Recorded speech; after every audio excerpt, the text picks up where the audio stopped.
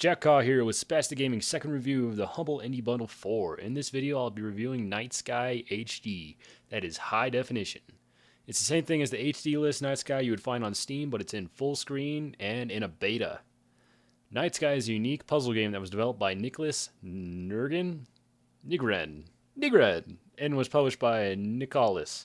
Nicholas is also the publisher of another well-known game that is in the Humble Indie Bundle 4, Cave Story. But we'll save the cave for another day. Nicholas Nigren is known for his freeware games Knit and its spiritual successor Knit Stories.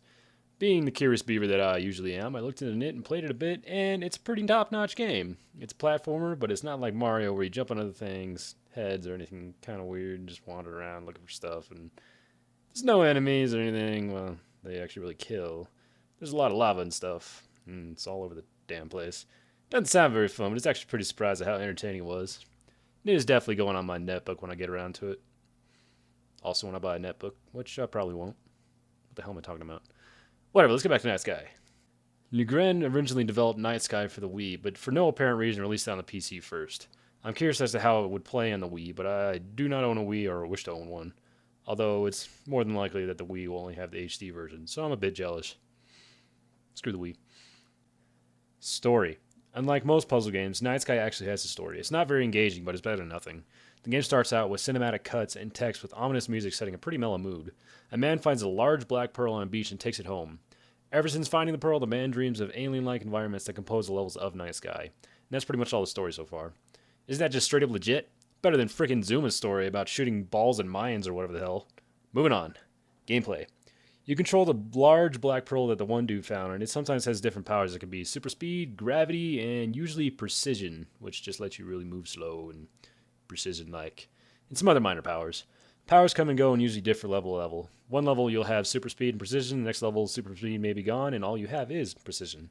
Sometimes the powers are even constant. On some levels you don't have any control over the pearl at all and just control the environment.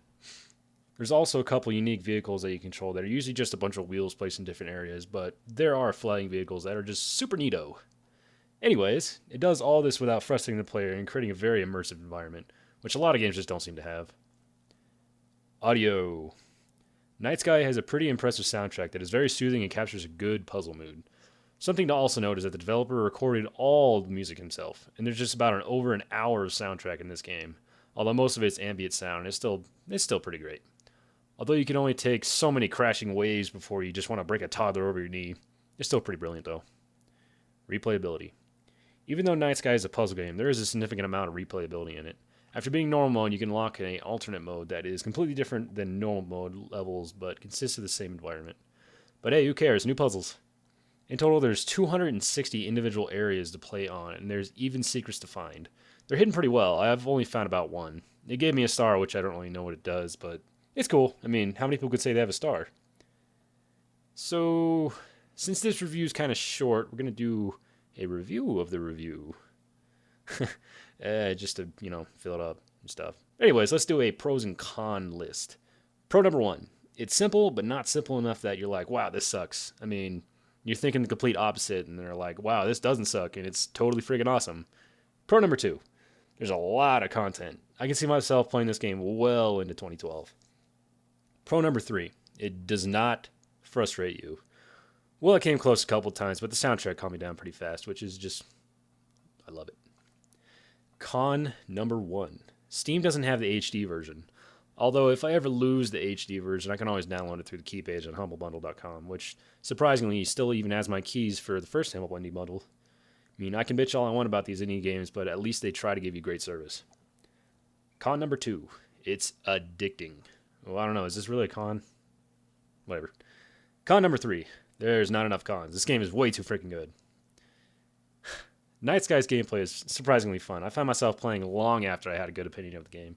It's very simple and addictive. I didn't think I would find myself commending a game because it was simple, but Nightsky is very brilliant.